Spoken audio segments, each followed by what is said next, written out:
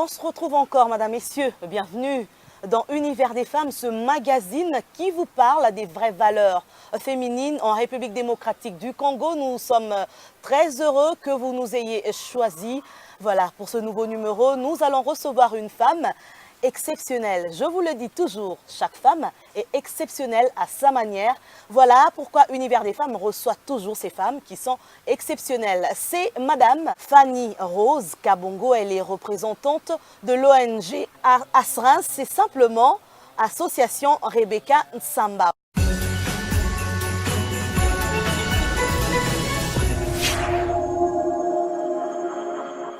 Bonjour, je m'appelle Fanny Rose Kabongo. Je représente l'association Asrins, destinée à favoriser la scolarisation des enfants démunis. Je suis aussi assistante de direction. Je suis également bénévole pour la ville de Paris. Je vis en France. Actuellement, je suis à Kinshasa par rapport à l'ONG que je représente. Et aujourd'hui, je m'entretiens avec Madame Julie pour l'émission Univers des femmes.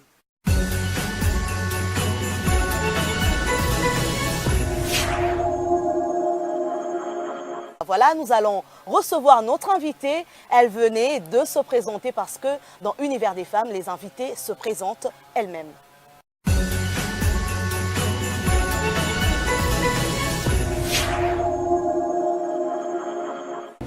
Bonjour madame. Comment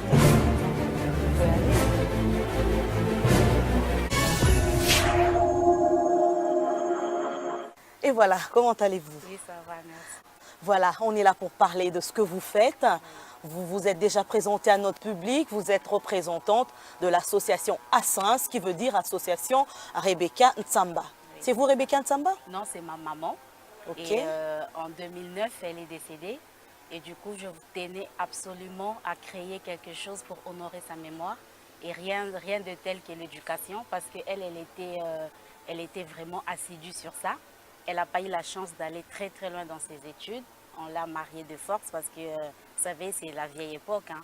Elle avait 16 ans quand on l'a mariée de force par ses parents.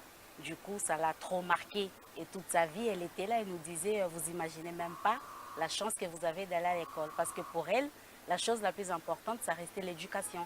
Elle ne supportait pas le fait qu'on dise à une femme, oui, même si tu ne vas pas à l'école, même si tu ne vas pas loin dans tes études, c'est pas grave, tu es une femme, tu vas te marier. Elle, c'est vraiment quelque chose qui l'a tellement marqué. Et elle nous disait ça. Mais quand elle nous disait ça, pour moi, ça reste une personne qui prêche dans le désert parce que c'est à moi qu'elle parlait. Mais avec le temps, quand elle est partie, j'ai cogité sur sa vie. Je me suis dit la meilleure façon d'honorer sa mémoire, c'est d'aller vers ces enfants-là démunis qui, les parents, seront derrière pour dire oui, c'est pas grave, vous allez vous marier, même si vous n'allez pas à l'école, c'est pas grave. C'est là qu'Asrins intervient pour dire que non, c'est une personne entière. Sa vie, son destin, ça dépend de son éducation, d'où l'importance de l'école. C'est pourquoi Asrins aujourd'hui, elle favorise l'éducation, tout ce qui touche à l'école pour les enfants démunis et prioritairement les filles.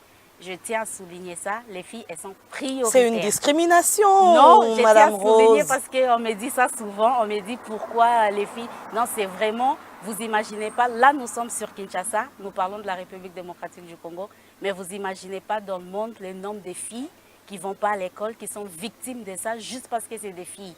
Voilà, ce n'est pas un problème qui est lié au Congo, à la République démocratique du Congo. C'est un problème qui est vraiment mondial. Il y a beaucoup de filles qui sont dans la rue, qui n'ont pas accès à l'école juste parce qu'ils sont des filles. On est victime d'être une fille. Oh là là, que c'est dur, hein? On est victime d'être une fille. Mais Asrins œuvre depuis combien de temps déjà? Nous sommes créés en 2017. En 2017, nous avons œuvré. Donc pour nous, l'année de la fondation, l'année de la création, nous avons aussi fait des actions. Donc aujourd'hui, en 2019, c'est notre 3e action. Parce que nous tournons toujours autour de l'école. Ça veut dire que quand il y a la rentrée scolaire qui s'approche, nous mettons tout en œuvre de façon que la petite fille aille à l'école avec un grand sourire. Si une petite fille peut obtenir un stylo d'Asrins, pour nous, c'est l'idéal. Vous avez parlé des actions dès votre lancement. Vous avez déjà eu à faire des actions. Et quelles sont ces actions concrètes que vous avez déjà eu à faire sur terrain? Au fait, nous soutenons 2 orphelinats ici sur Kinshasa. Et nous soutenons aussi une école qui est basée au plateau de Bateke. Et les actions, c'est les fournitures scolaires, c'est les livres, c'est les uniformes, surtout l'uniforme, parce que nous avons remarqué, c'était ça la demande des parents. Les parents me disaient, ah maman Fanny, nous l'uniforme, parce que je crois qu'ici, l'école, c'est obligatoire. J'ai étudié ici, moi aussi, je sais qu'à l'école, c'est obligatoire de porter l'uniforme. Donc pour nous, ça a commencé là. Quand nous avons créé Asrins, nous avons créé un programme autour de ça. Nous appelons ça aide à la scolarisation. Nous voulons donner aux petites filles le goût d'aller à l'école. Parce que pour nous, on reste convaincus que c'est en étant tout petite qu'on apprend ces goûts-là d'aller à l'école. Donc c'est notre action, on a appelé ça aide à la scolarisation. Ça tourne autour de ça, c'est-à-dire l'uniforme, c'est-à-dire les cahiers, les livres.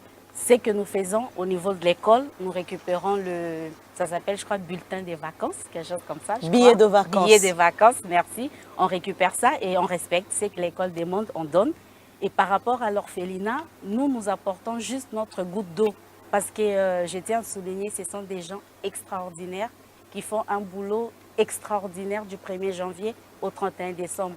Asrins intervient uniquement avant la rentrée scolaire pour apporter sa contribution, les fournitures scolaires, les cahiers. Le peu que nous pouvons donner, nous le donnons.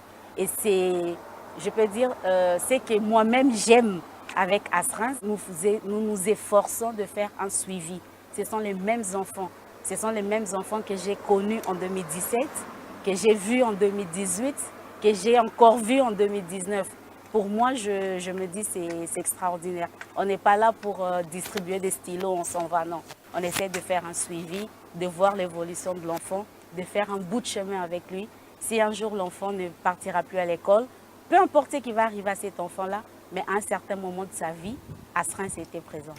Vraiment, du coup, j'ai des larmes, hein, puisque je suis une mère aussi et je sais ce que c'est pour un enfant de ne pas aller à l'école alors que les autres ont des cartables sur le dos, ils ont de l'uniforme sur leur corps, ils partent à l'école, même avec des sandales en plastique. Mais quand toi, tu es là et personne ne peut s'occuper de toi pour faire la même chose comme les autres, c'est vraiment pénible pour ces jeunes enfants, puisque j'ai déjà eu à prendre langue avec certains d'entre eux. Mais est-ce que vous avez un financement, Madame Fanny Rose Kabongo? Les financements, c'est quelque chose aussi que je tiens à souligner. J'ai remarqué qu'en RDC, ici en RDC en tout cas, ils ont une mauvaise réputation et les gens ne comprennent pas notre travail. Les gens ils pensent qu'il y a des fondations qui sont là, qui attendent que Asrins vienne pour demander de l'argent et les fondations ils sont là pour distribuer de l'argent. C'est faux. Les gens, ils ont une très mauvaise image de ça. Je tiens vraiment à les dire aujourd'hui. Heureusement que vous m'avez donné cette opportunité pour faire des actions, pour être là pour les autres. La première chose qu'on donne, c'est de son temps. Moi, personnellement, je donne beaucoup de mon temps. Je donne de mon temps, je donne de mon énergie. L'argent, ça vient en troisième lieu parce que ce que nous donnons aux enfants, nous les achetons. Oui, c'est de l'argent, mais cet argent, ça ne vient pas forcément de grandes fondations, ça ne vient pas forcément de là où les gens s'imaginent. L'argent, c'est vous, c'est moi. Il y a des gens qui me donnent 5 euros. Moi, je vis en France, nous, c'est l'euro. Il y a des gens qui me donnent 5 euros, ça me touche beaucoup. Parce que quelqu'un qui vient me voir en me disant « Ah, maman Fanny, pour encourager Moussa Lozo Sala », quelqu'un me donne 5 euros. Ça me touche beaucoup. Et c'est ces 5 euros-là, comme je dis toujours, c'est une goutte d'eau. Mais à force d'avoir des gouttes d'eau, on finit d'avoir une mer. Donc c'est sur fonds propres que vous faites toutes ces actions, vous voulez dire? C'est pas mon argent. Pour moi, c'est pas un fonds propre, c'est des dons. Mais c'est des dons privés. C'est des dons qui viennent des gens ordinaires comme vous. Mais quand vous venez nous voir, vous nous donnez 5 euros, vous n'êtes plus ordinaire. Vous devenez extraordinaire. Voilà, c'est des gens comme vous qui sont extraordinaires, qui sont autour de nous, qui nous font des dons. Vous venez de dire que les gens ont une mal perception des ONG. Elles sont mal réputées parce que très souvent, on se rend compte que les ONG demandent de l'aide auprès des partenaires, auprès des fondations, auprès de banques, quels que soient les partenaires. Mais à leur tour, ils ne font pas de cet argent-là ce pourquoi ils l'ont demandé. Oui, je comprends. Au fait, je crois vous avoir dit un truc. C'est que j'aime moi-même en tant qu'Asrins, c'est nous nous efforçons de faire un suivi. Ça veut dire que moi, quand je vais voir un partenaire, je dis à un partenaire, je vais vous donner un exemple concret. Cette année, on avait notre action qui était sur les thèmes « Un sac à dos pour un enfant ». Parce que nous avons remarqué que les enfants, ils avaient des sacs à dos qui étaient dans très mauvais état. Les enfants, ils avaient même deux fois 2 enfants d'une même famille, ils mettaient leurs cahiers dans le même sac. Un même sac. Voilà. Donc, on s'est battu pour ça. On a dit, on va donner à chaque enfant un sac, un sac. Et on appelait ça comme ça, c'est enfantin, on appelait ça un sac à dos pour chaque enfant. Quand nous sommes allés voir notre partenaire, j'ai envie de dire c'était facile parce que ce sont les mêmes enfants. Nous présentons en disant, écoutez, ce sont les enfants que nous avons commencé à suivre depuis 2017, mais ces enfants, ils ont un problème de sac à dos. Nous allons nous battre pour leur donner des sacs à dos. Notre partenaire nous a dit, d'accord, je vous suis dans cette démarche-là. Nous avons eu les sacs à dos, nous n'avons pas eu l'argent. Nous avons eu un sac à dos. Et ces sacs à dos-là, je crois que vous avez vu les images. Nous avons commencé par l'orphelinat, nous avons distribué les sacs à dos, les sourires dans les visages des enfants. Et notre partenaire, il était le premier. Et qu'est-ce que vous gagnez dans ça? C'est bien de distribuer des sacs à dos. Et vous gagnez quoi dans ça? Parce que c'est un billet d'avion que vous payez jusqu'ici. Oui, hein? mais c'est ma part, c'est ma contribution d'astreinte. Et moi, ce que je gagne, pour moi, c'est ma façon à moi d'accomplir la loi. Parce que je vais à l'église, on nous prêche tout le temps, on nous dit aimez votre prochain, aimez votre prochain. Mais c'est quoi aimer son prochain si on est incapable de donner? Moi, je rêve de ce monde-là. Je rêve d'un monde où nous serons là pour donner et non pour recevoir. Parce que quand j'arrive à Kinshasa, tout le monde me pose la question oui, mais maman Fanny, tu gagnes quoi? Mais maman Julie, va à l'orphelinat avec moi. Donne même le stylo que tu tiens à un enfant. Tu verras les sourires de l'enfant. Ça te fait oublier que tu as des problèmes. Ça te fait oublier que tu as des factures à payer. C'est ça qu'on donne. On donne un peu de nous, un peu de ce que je suis, je donne aux enfants. Et vous allez voir ce que j'ai gagné cette année à l'orphelinat. J'ai gagné plein de bisous. Aïe, Voilà. c'est ça, rien que des bisous. Voilà. Mais alors, on voit très souvent nos jeunes sœurs qui proviennent de l'Europe, quand elles arrivent ici, c'est avec des fringues, c'est comme ça que vous le dites là-bas en Europe. Hein. Oui. Les fringues, donc les habits, les bijoux, les chaussures, tout ce qu'il faut pour paraître. Mais qu'est-ce qui fait que vous puissiez penser à emmener des cahiers, des livres? Pourquoi vous n'emmenez pas des habits donnés aux autres? Quand même, on doit paraître à Kinshasa. Hein. Au fait, vous savez, dans la vie, il faut avoir un but. Hein. Moi, mon but, c'est pas de porter des habits. Hein. Bon, mon but, comme je viens de le dire, c'est de donner un peu de moi aux autres.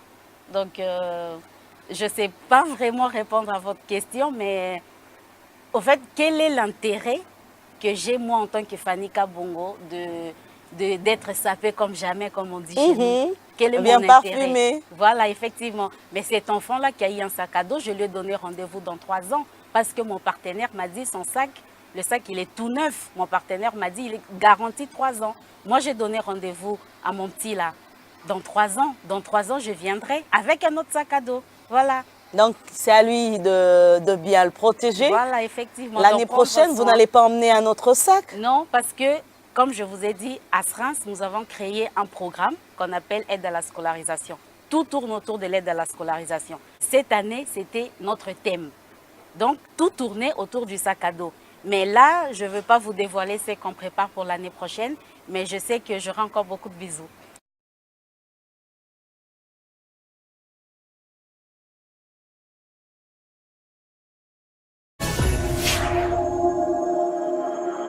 Mais alors, nous avons déjà aujourd'hui au Congo cette problématique de la gratuité de l'enseignement de base. C'est quelque chose qui vient déjà tant soit peu alléger la tâche aux parents. Alors, comment avez-vous accueilli cette nouvelle? Bon, si je vais dire comment je l'ai accueilli, je me suis dit, ah, c'est une bonne idée. Voilà, je me suis dit, ça, c'est une bonne idée. Par contre, il y a 1000 questions que je me suis posées derrière. Lesquelles? Parce que quand on dit gratuité d'enseignement primaire, où, qui va en bénéficier, quand... Au fait, il y a trop de questions autour de ça. Je ne veux pas donner mon point de vue en tant qu'humain, hein, en tant que Fanny Kabongo, mais je me pose juste une question. Si on va prendre l'exemple d'une école X, une école X qui est dans un quartier Y, ici à Kinshasa, et nous allons prendre l'exemple du lycée Bosangani, par exemple. Oui. Si aujourd'hui Bosangani est gratuit, comme par hasard, tout le monde voudrait aller à Bosangani. Oui. L'école X, vous voyez, c'est que c'est l'école X dans un quartier Y. Personne n'ira. Pourquoi? Déjà là, ça crée un déséquilibre. Tout le monde voudra aller à Bosangani parce que c'est gratuit, mais l'école X dans un quartier Y, personne ne voudra mettre les pieds là-bas. Ça crée un déséquilibre et ça pose ma question dont je me pose. Gratuité, oui, mais pour qui? Dans quelles conditions?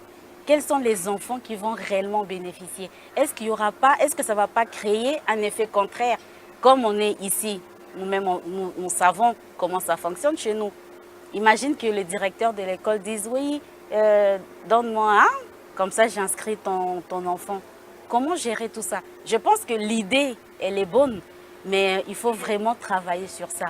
Il faut travailler sur ça. Combien d'enfants vont en bénéficier? Si vous, maman Julie, vous avez 2 enfants, moi j'en ai 8. Mais 8 enfants aussi vont étudier gratuitement. Il y a beaucoup de questions à se poser sur ces sujets, mais l'idée, elle est bonne.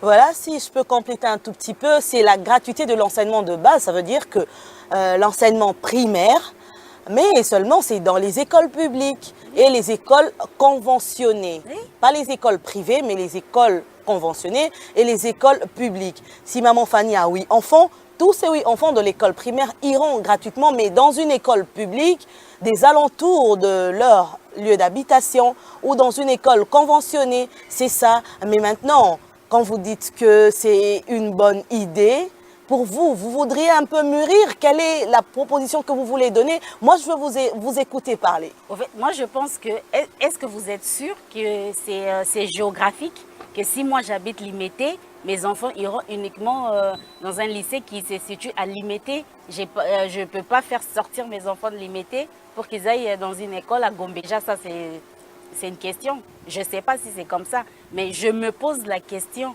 Quels sont les enfants qui vont réellement bénéficier? Moi, je pense qu'il fallait d'abord commencer par ça, par se poser ces questions-là, parce que ces écoles-là, ils ont leurs propres enfants. Si vous étudiez à Bosangani, par exemple, vous devez passer dans une autre classe. Si dans une classe, on doit avoir 25 élèves, comment on fait? Ils ont leurs propres enfants. Comment ils vont faire pour prendre d'autres enfants? Voilà. Donc, il fallait des mesures d'encadrement pour accompagner cette gratuité, c'est ce que vous voulez dire? Il fallait faire un travail de terrain, en fait. Il faut faire un travail de terrain, aller sur place, poser les questions, les vraies questions. Dans une classe, il y a combien d'enfants, par exemple? Si dans une classe, je donne un exemple, si dans une classe, il y a 25 enfants, ça veut dire que est-ce que déjà à la base, les enfants, s'ils sont 25, tous les 25 iront à la classe supérieure ou pas? On va dire oui, d'accord. Il y a 25 places qui se libèrent, on va dire ça comme ça. Mais dans les 25 places qui se libèrent, quels sont les enfants qui vont en bénéficier? Voilà. La question, elle est simple. Quels sont les 25 enfants qui vont en bénéficier? Et ça va être sur quels critères? Parce que tout le monde est pauvre, hein, au fait, en réalité. Moi aussi, je suis pauvre. Hein. Tout le monde est pauvre. Quels sont les enfants qui vont en bénéficier? On va se baser sur quoi pour juger que les enfants de maman Julie, ils ont le droit d'y aller, pas les enfants de maman Fanny? Non, mais il n'y a pas de restriction. On n'a pas demandé à d'autres de venir et à d'autres de ne pas venir. Ma question, elle est simple, maman Julie. Je suis désolée, c'est vous qui posez les questions, mais moi, je vous pose ma petite question. Si dans une classe, il y a 25 places, on fait comment? Malheureusement, je ne peux pas répondre. Voilà. C'est moi qui pose des questions. Je suis la reine ici, voilà. sur ce plateau. Et voilà, Asrins est dans l'appui à la scolarisation des enfants démunis. Vous dites que vous fonctionnez déjà avec 2 ONG et une école au plateau des Batéké. Pourquoi avoir choisi ces 2 ONG? Non, c'est ces 2 orphelinats. J'ai choisi ces 2 orphelinats parce que je salue le travail que les responsables des orphelinats font avec les enfants. C'est un travail extraordinaire. Être avec les enfants du 1er janvier au 31 décembre, il faut avoir du cœur. Ils prennent des enfants dans la rue, des enfants qui ont été jugés sorciers dans leur famille. Ils ramassent ces enfants-là, ils se battent avec ces enfants-là. C'est un travail qui se fait tous les jours. Je pense que le choix d'Asrins s'est porté sur les personnes qui gèrent ces orphelinats-là. C'est des gens honnêtes. Voilà, c'est pas des gens qui se réveillent un matin, qui s'improvisent. Ah tiens, je m'ennuie, j'ai créé un orphelinat. Et quand Asrins vient, après lui, il prend des choses que Asrins apporte pour donner à ses propres enfants. En tout cas, personnellement, j'ai pas eu à être face à cette situation-là. Les travaux qu'ils font, moi, je salue, j'ai beaucoup de respect, beaucoup, beaucoup. Et je me dis, des gens comme ça, on ne peut que travailler avec eux. C'est des gens honnêtes. Et quand vous dites que vous faites aussi un travail de suivi de ces enfants, qu'est-ce que vous faites concrètement quand vous parlez de suivi? Quand je parle de suivi, déjà, par rapport à l'école, je préfère prendre l'exemple de l'école, parce que là-bas, je connais les noms des enfants.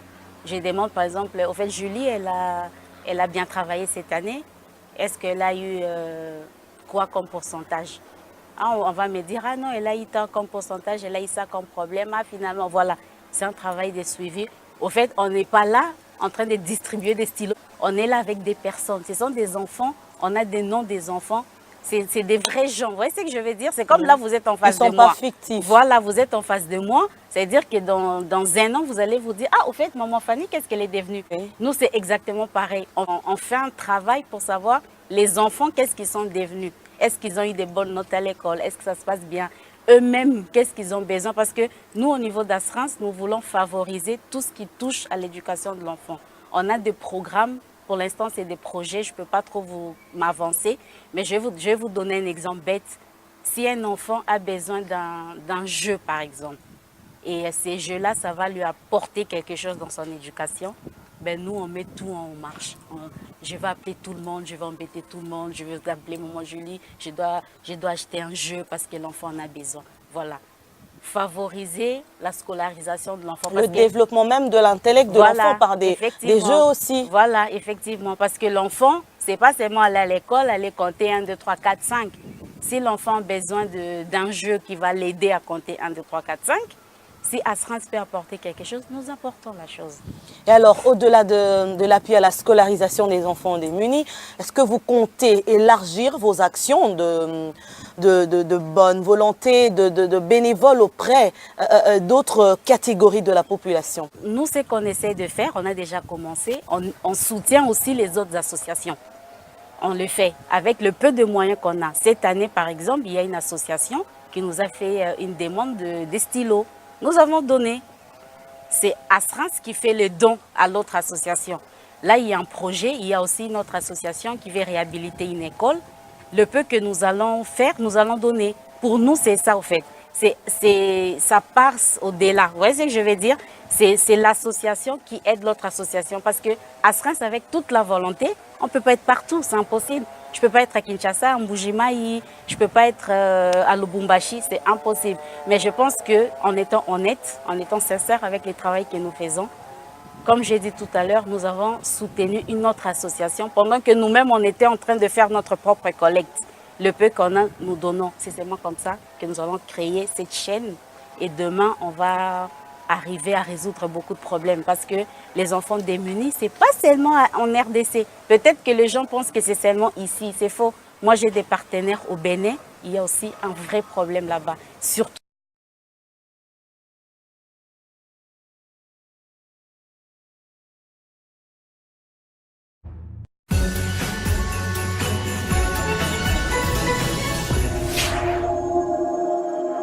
J'ai un partenaire au Bénin, on essaie de travailler ensemble. Le peu qu'Asrance peut apporter, nous apportons. Le problème, c'est partout, partout, partout. Et alors, puisque le problème, c'est partout, les enfants ne sont pas scolarisés, c'est un grand problème, ça nécessite vraiment beaucoup de sacrifices et beaucoup d'efforts sur terrain. Mais vous avez dit tantôt, Madame Fanny Rose Kabongo, que vous mettez plus de l'accent en ce qui concerne les problèmes des filles. Vous favorisez plus les filles que les garçons. Et dans cette sélection, comment ça se passe? Je vais donner un exemple, vous allez rigoler. Pardon, j'ai 2 stylos, j'ai 2 petites filles et un garçon. Ben, je vais donner mes stylos filles et le garçon, je vais lui faire un câlin. Maintenant, je m'explique. Parce que, comme j'ai dit tout à l'heure, les filles, elles sont victimes de ça. Elles sont victimes d'être une fille. Vous imaginez pas, mettez-vous, vous, maman, vous êtes allée à l'école, hein? Vous êtes allée à l'école, vous êtes là devant moi, vous me bombardez des questions. Voilà, mais il y a des mamans qui n'ont jamais mis leurs pieds à l'école. Une maman qui n'est jamais allée à l'école, quand elle s'est mariée, elle a eu des enfants, elle a d'autres soucis, quoi, que de laisser sa fille partir à l'école. Et il y a des mamans qui disent mais Nini, Ozochanga Makelele, moi je ne suis pas allée à l'école. Naboti Binoté. Vous voyez? Parce qu'elle-même, elle n'a pas eu ça et elle ne se rend même pas compte que si moi je n'ai pas eu ça, que je donne à ma fille. Vous voyez, c'est là que Asrance intervient pour dire à cette femme, laisse-nous aider votre fille à aller à l'école. Parce qu'en réalité, quand tu vas à l'école, c'est ton destin que tu prends en main. C'est ça, en fait. Ne pas être au pied d'un homme. J'ai rien contre les hommes. Hein. C'est seulement ne pas dire oui, il me faut un fond de teint, je dois appeler un homme pour qu'il m'achète du fond de teint. Oui. Je vais changer de coiffure, je vais appeler un homme. Non. Quand tu es allé à l'école, on t'a appris à compter. Et compter, maman Julie, tu peux le faire dans ta cuisine. Ça veut dire que quand tu as tes enfants, tu as 2 baguettes. Tu sais que, comme je sais compter, comment couper mes pains de façon à nourrir mes enfants. Voilà, aujourd'hui, les gens négligent peut-être l'école, ils se disent, ah, c'est rien. Mais compter, par exemple, tu peux t'en servir dans ta cuisine. Et alors, puisque vous voulez vraiment aider tous les enfants, mais en mettant un accent particulier sur les filles, vous ne craignez pas que cette forme de discrimination, permettez-moi de le dire ainsi, que ça puisse décourager certains partenaires qui veuillent vous accompagner? Du tout, hein. J'aimerais bien être en face d'un partenaire. D'ailleurs, je vais prendre un exemple. L'orphelinat, là où je vous ai dit, j'ai eu plein de bisous. Cette année, il y a 18 enfants qui vont à l'école. Il y a 16 garçons et 2 filles. Voilà. Et les filles ne sont pas abandonnées. C'est une question que vous devriez poser là-bas. Non, pourquoi est-ce qu'il y a beaucoup d'hommes, voilà, beaucoup de garçons dans cet orphelinat que des filles? J'ai posé la question, ils vont m'excuser, je le dis haut et fort. Ils m'ont répondu, ah maman, tu sais, les filles, vous n'êtes pas faciles. Ils m'ont répondu ça. Ils m'ont dit, maman, tu sais, les filles, vous n'êtes pas faciles. Surtout à l'adolescence, c'est très compliqué. Nous, on a essayé une fois avec les filles, c'était très difficile. On a arrêté. Maintenant, on préfère prendre les garçons. Maintenant, ils m'ont donné plein d'explications. Et à la fin, j'ai même dit, vous oubliez que vous parlez à une fille. Et le monsieur m'a répondu, en tout cas, je sais que je parle à une mère. Voilà. Donc, une mère, c'est une fille aussi? Oui, mais bon, c'était une façon de dire que, maman, vous comprenez ce que je veux dire. Voilà, quand je suis face à des gens comme ça, je ne peux pas leur claquer la porte en disant, comme il y a trop de garçons, j'aide pas. Non, l'orphelinat dont j'étais, je crois, avant-hier, il y a 16 garçons cette année qui vont à l'école. Il y a 16 garçons et 2 filles. J'ai promis d'être là, j'étais là. Et alors, dans ce travail-là, puisque vous œuvrez aux côtés des orphelinats qui, eux, recueillent les enfants dans la rue, est-ce que vous avez un message particulier à leur adresser par rapport à ce combat qui est celui d'aider aussi les jeunes filles?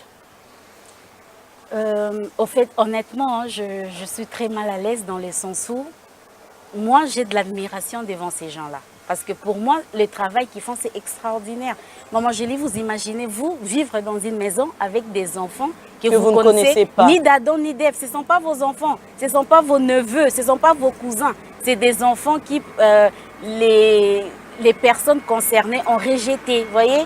Surtout nous, ici, il y a des histoires de sorcellerie, oui, donc des histoires bizarres, quoi. Et vous vivez avec ces enfants-là, vous leur donnez du pain tous les matins. À un moment, vous devez hausser le ton, vous devez crier parce que l'enfant n'écoute pas. Mais est-ce que moi, Fanny, j'ai été une fille tellement exemplaire que ma maman n'a pas eu le temps de crier? Je ne pense pas. Elle a eu le temps de crier. Maintenant, si je suis face à un orphelinat qui me dit « Maman, nous accueillons plus des garçons », je ne peux pas leur dire oui, essayez d'équilibrer, prenez plus de filles. Je ne me sens pas capable de le faire. Je peux juste saluer, avoir de l'admiration pour le travail qu'ils font. Si je peux donner un stylo, je vais m'arrêter là. Je peux pas... je suis vraiment très mal à l'aise pour leur donner de leçons de morale dans le sens où prenez plutôt les filles, vous voyez les filles. Je ne peux pas. Mais puisque vous êtes dans cette désolation de voir que les filles ne sont pas recueillies, c'est plus des garçons. Est-ce que vous pensez un jour, vous, tenir un orphelinat où vous allez héberger les filles? Oui, je pense beaucoup à ça. Je dors avec cette idée-là, je me réveille avec ça. Pour moi, ça ne va pas vraiment être dans le sens d'un orphelinat, mais ça va être une maison qu'on va appeler une maison des filles, tout simplement. Et qu'est-ce que vous allez faire concrètement dans cette maison des filles? Ben, nous allons faire des choses des filles, mais non, je rigole. Au fait, c'est parce que vous voyez, dans un orphelinat, il y a des enfants qui sont là, qui ont été abandonnés. Il y a des enfants aussi qui sont orphelins.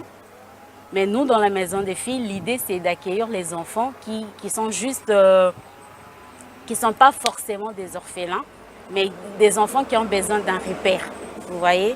Voilà, nous, c'est d'un encadrement. Voilà, qui ont besoin d'un encadrement, qui ont besoin... Parce que vous savez, des fois, il y a des enfants qui ont juste besoin qu'il y ait quelqu'un qui soit derrière eux. Oui. Voilà. Or, c'est un travail qui demande beaucoup d'énergie parce que je ne peux pas engager quelqu'un, genre, ah, j'ai besoin d'un boulot et moi, je t'engage pour venir éduquer mes enfants. Non, je ne peux pas le faire.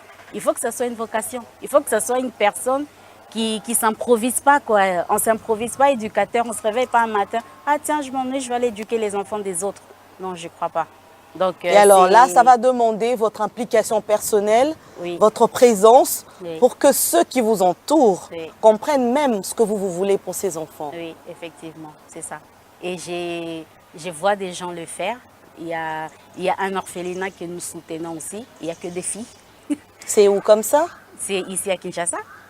Et il n'y a que des filles. Et je suis en admiration devant le travail qui est fait là-bas. Et je me dis, si elle peut le faire, moi je peux le faire, vous pouvez le faire.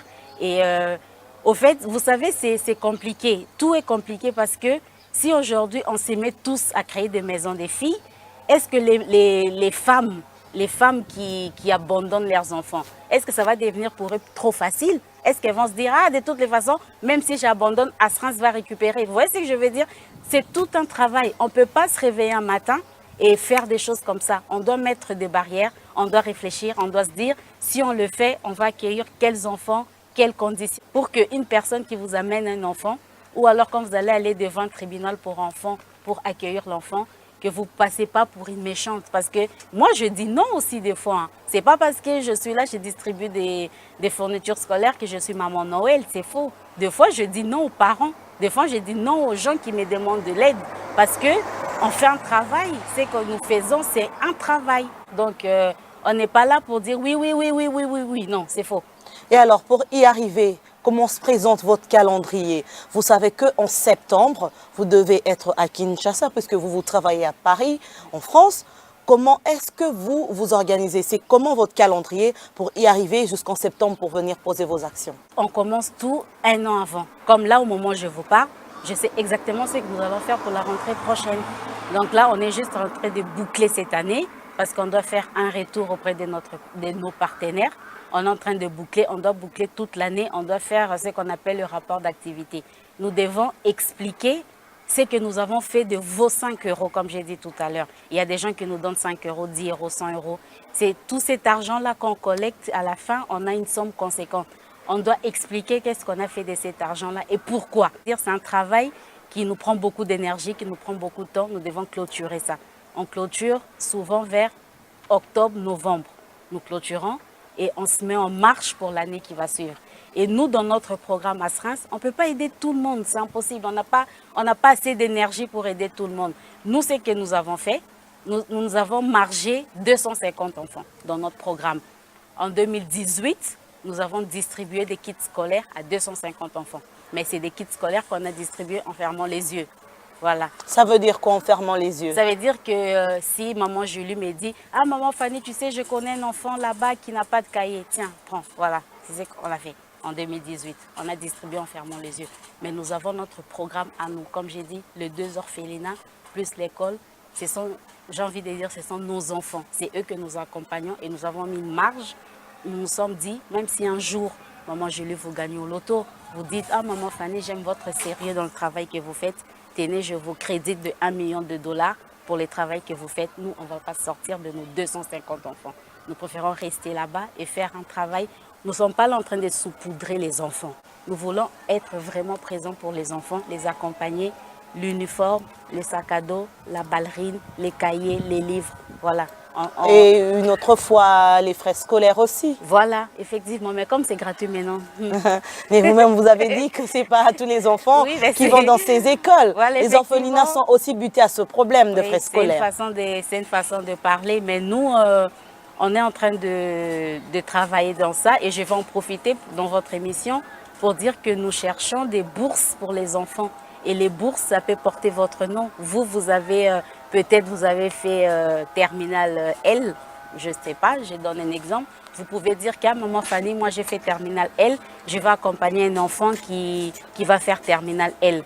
Ben, la bourse va porter votre nom et c'est cette bourse-là qui va servir à ce que l'enfant aille dans votre voie. Voilà, ça c'est notre projet qui nous tient vraiment à cœur, créer des bourses pour les enfants, pour les accompagner dans leur scolarisation. Voilà, merci beaucoup. Un tout dernier mot, un appel aux partenaires, un encouragement à ceux qui vous accompagnent. J'aimerais commencer par les orphelinats pour saluer les travaux qu'ils font. En tout cas, j'ai beaucoup de respect pour eux, j'applaudis. À chaque fois quand je regarde, je dis waouh, je me pose la question, est-ce que moi je peux tenir si longtemps? Parce que les orphelinats, ça ne date pas d'hier. Nous, à Asrance, ça date de 2017, mais eux, ils étaient là avant nous. Quand je regarde, je me dis, waouh, est-ce que moi je peux tenir? Est-ce que je peux faire leur boulot? Donc pour moi, c'est d'abord les encouragements, mon plus profond respect que j'ai envers eux. Ensuite, comme j'ai dit, je lance un appel, c'est par rapport aux bourses. Nous avons besoin de ces bourses-là. La bourse peut porter le nom de la personne, il n'y a aucun souci. Tout ce que nous, au niveau d'Asrance, nous ne voulons pas que notre action prenne un aspect politique. Nous, on ne fait pas de la politique. Moi, je suis ni de gauche ni de droite, moi je suis Asrance. Asrance, c'est universel, on est là pour tout le monde. Et les gens qui se posent tout le temps la question, tu fais ça, tu gagnes quoi? Ben, je gagne en aidant les autres. C'est ça le bonheur au fait. Moi, je rêve de ce monde-là, le monde où on peut donner sans entendre quelque chose de retour. C'est fini la vieille société où on est là tout le temps, donne-moi, donne-moi, donne-moi. Non, on doit apprendre à donner. Nous allons tous à l'église, surtout en RDC, c'est choquant. Tout le monde va à l'église, il y a des églises dans tous les coins de rue, mais quel est le jour où nous allons apprendre à donner? Voilà. Comme je vous ai dit, j'ai distribué les sacs à dos, j'ai eu des bisous. Pour moi, c'était waouh, c'était extraordinaire. J'ai lancé un appel dans ce sens-là. Arrêtons d'avoir un mauvais, comment je peux dire ça, une mauvaise réputation sur les ONG. Les gens pensent que nous sommes là, nous ramassons de l'argent, après nous nous achetons des voitures. C'est faux. Nous donnons de notre énergie, nous sommes là pour les autres. Nous ne faisons pas ça pour gagner quelque chose derrière. Moi, je n'attends pas qu'on puisse voter, votons Maman Fanny, non. Non, mais après, ça peut venir. Hein. Non, mais vous avez déjà du renom. Vous dites, bon, je vais postuler cette fois-ci pour devenir député. C'est pas mal. Oui, mais ça ne m'intéresse pas parce que moi, je vais être sur les terrains. Moi, je vais être là quand l'enfant reçoit son sac à dos. Moi, je vais rater ça pour rien au monde. Je vais être là quand l'enfant a un grand sourire. Je vais être là discuter avec les parents. Vous savez, vous ne pouvez pas imaginer les choses que les parents me disent. Les gens, quand je reçois les témoignages des gens, je vais être là, je ne vais pas m'enfermer dans un bureau. Non, ça ne m'intéresse pas. Si je peux être députée et être sur les terrains, pourquoi pas? Mais je pense qu'il y aura conflit d'intérêts. Donc, je préfère être sur les terrains, je préfère aider les gens. Et je pense qu'en RDC, il y a des gens bien.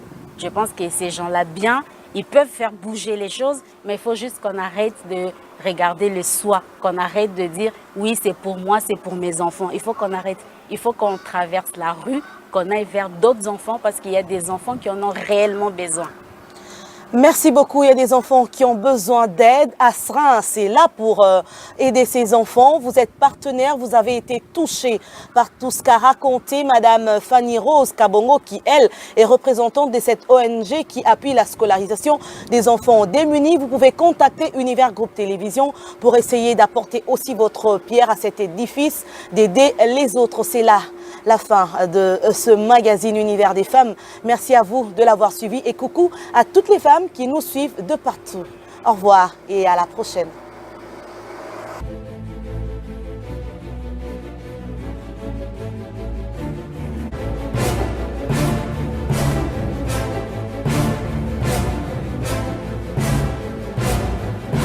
Univers Groupe Télévision, c'est votre univers.